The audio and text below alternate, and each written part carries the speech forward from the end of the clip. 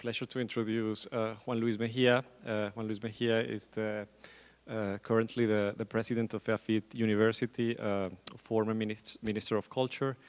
And we have a small change in the schedule because of agendas, but so it's a pleasure to introduce Juan Luis.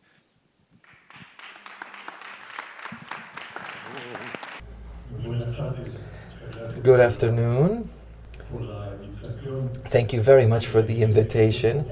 I feel quite strange here amongst so many architects showing so many beautiful things. I will be showing you today different things. I will be showing you in these next 15 minutes, thanks to the irresponsibility that allows us to try to treat and touch on 300 years in 15 minutes. So when we talk about the idea of the appropriation of these landscape that we consider to be a natural value, actually has been a very long process of going and coming. The first thing is the negation of what that landscape is throughout the Spanish colonization. We actually said we worked against the landscape, taking into account that the American landscape did not exist. It was more of a European one, and this was one of our most important painters of the colony, Gregorio Vasquez. If you can see the few landscapes that he actually illustrated, or where we actually framed some of our biblical and saint situations, as you can see, they're biblical, but almost all of them have been copied from the flamenco paintings that were coming in through these lands. There's a very symbolic thing here, or something that really tells us a lot, is that the only works of Gregorio Vasquez that are not religious are some allegorations of the four seasons. From there, so the first proximity to a landscape or to the idea of the nature in the Americas is when we actually started owning up on our own space. It's the botanic expedition.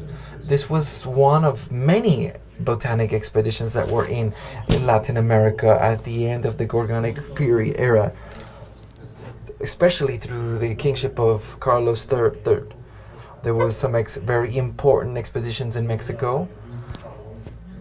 There was one in Ruiz Rabon in Peru, and this one was the botanic expedition in the new of Granada, which is what Colombia is today. It definitely wasn't easy.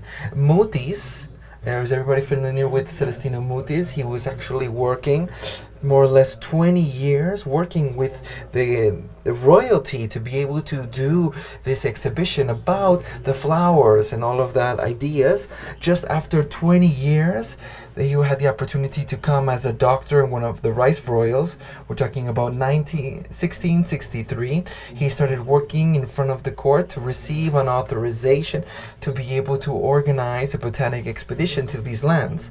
It was impossible. He had to wait 20 years to be able to do that. It was the first awareness of what nature was in this country.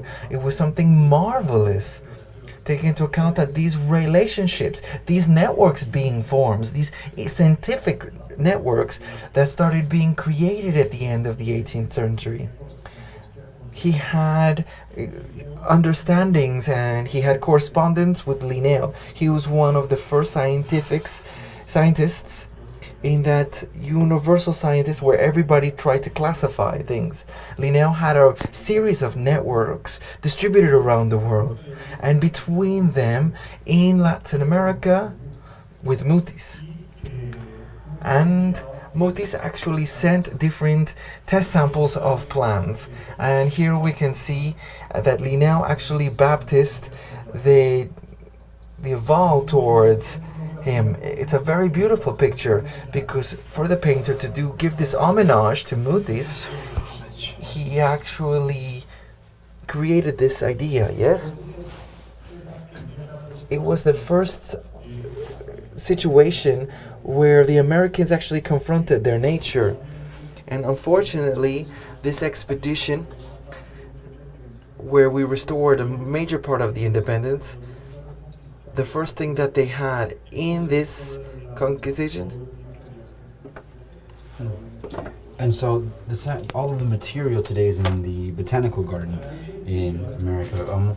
Who really would discover the American landscape and would somehow transform the idea of geography in the world is Humboldt. He arrives in Venezuela in 1779, and then he goes to New Granada to meet Mutis. Specifically, he arrives at Cartagena.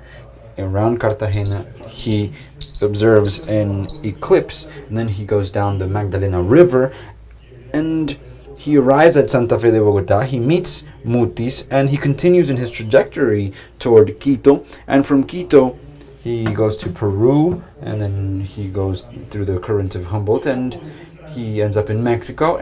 But along the Andes, he gives this to the world. He contributes this, which is the geography of the plants.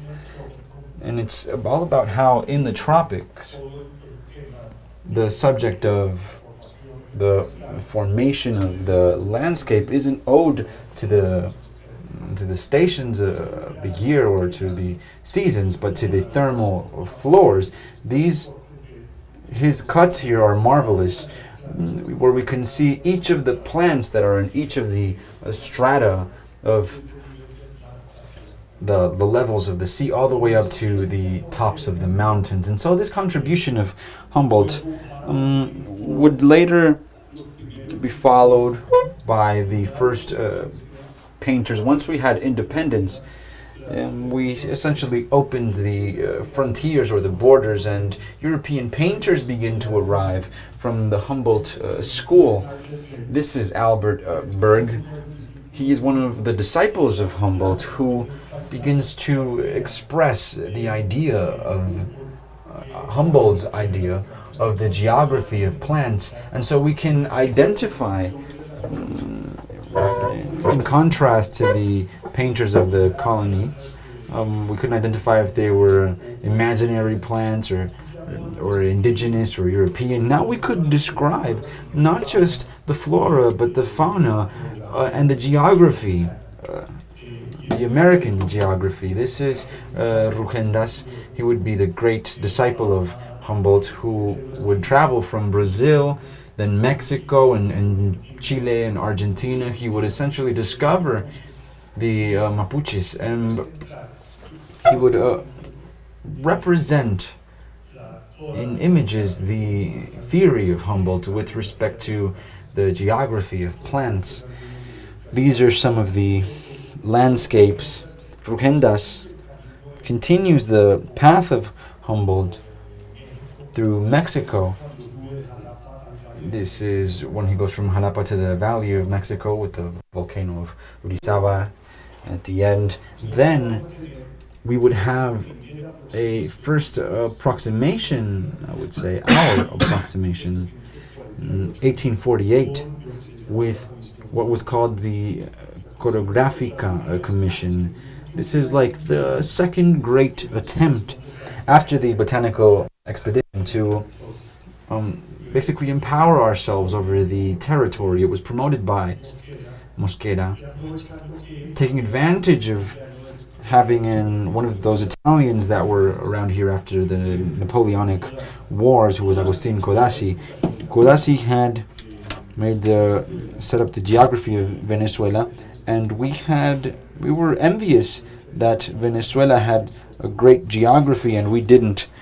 This was to say that Venezuela knew on what territory they had their sovereignty, and so Mosquera, taking advantage that Codazzi and these people had essentially been disgraced in Venezuela after the fall of the nation, they were brought to Colombia, and so the Choreográfica Commission begins. Choreographic means description of a country, and so it incorporates not just the theoretical description, but the graphical or the visual description.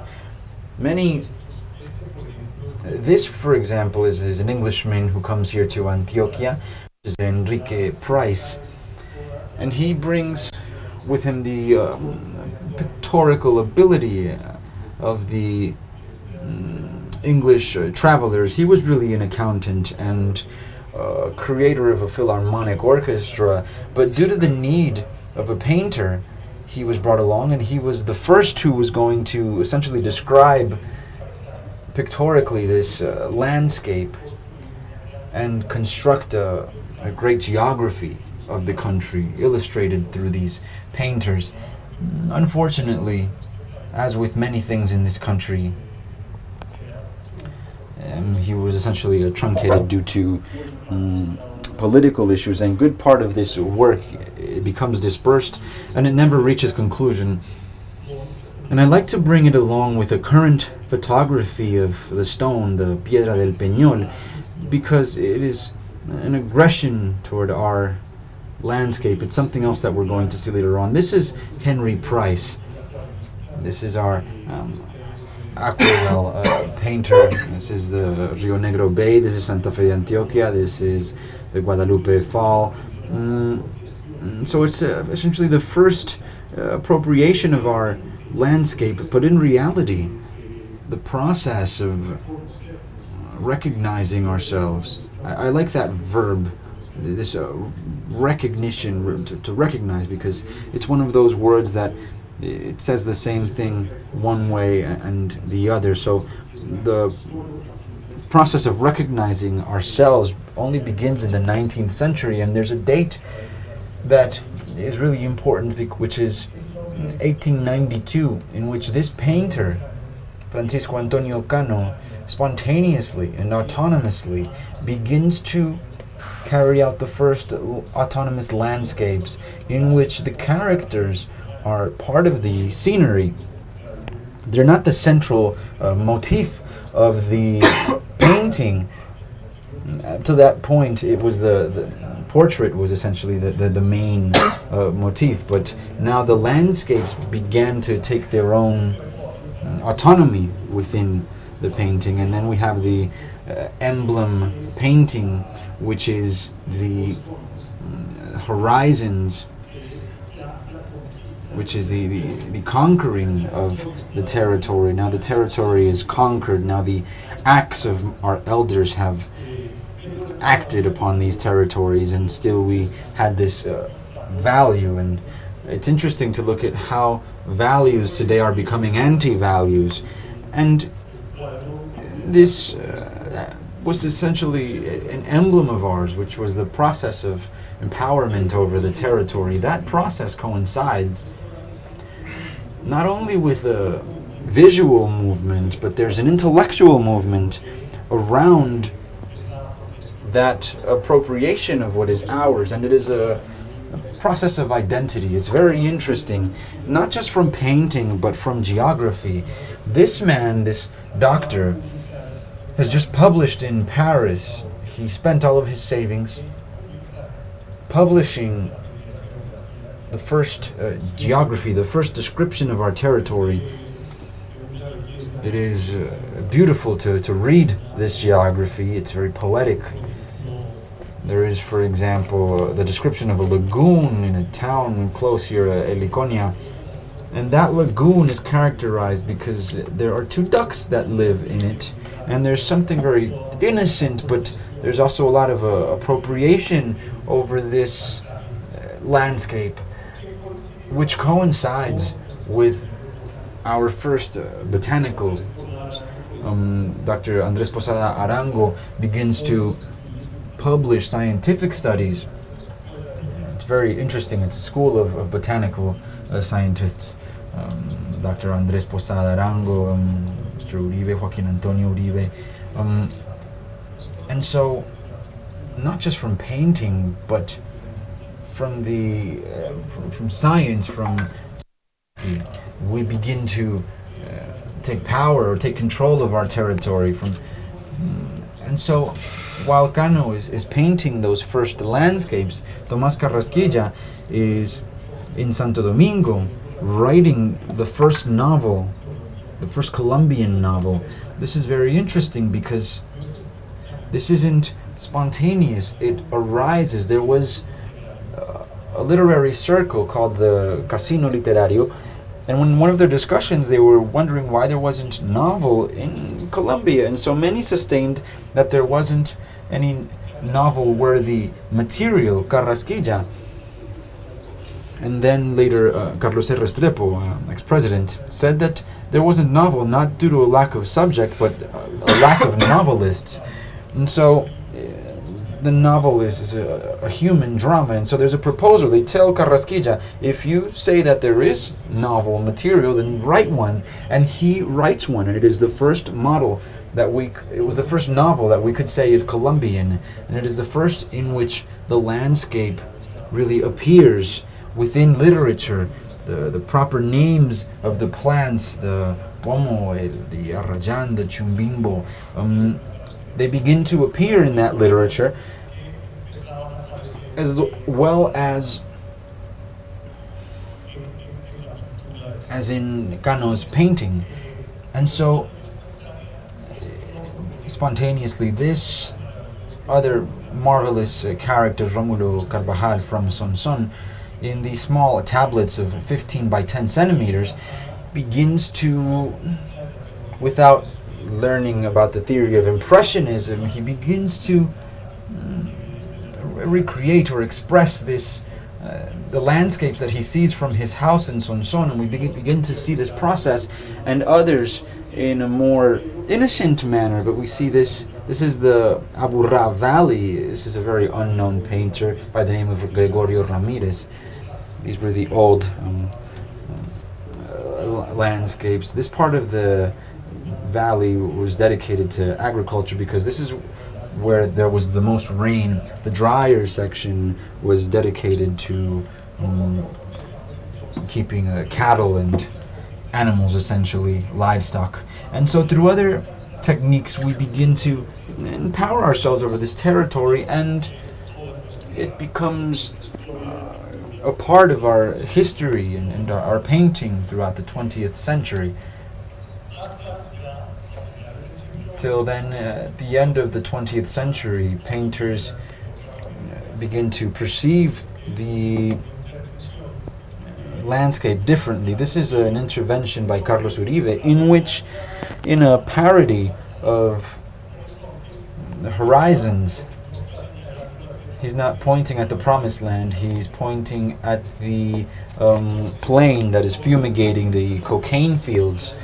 And so that vision of painting with the aggressiveness of the landscape begins to change. Mr. Rodrigo Callejas, Luis's father, in a dramatic series, shows what we had sung and what we had created, we had now destroyed. And we see this process of the negation of our landscape to the destruction of the landscape, or the transformation of it. And so urban painters, the current painters, don't look at the mountains pointing at the promised land. Now they, as like Freddy Serna, they're looking at the mountains that we have invaded with the new urbanization. Thank you.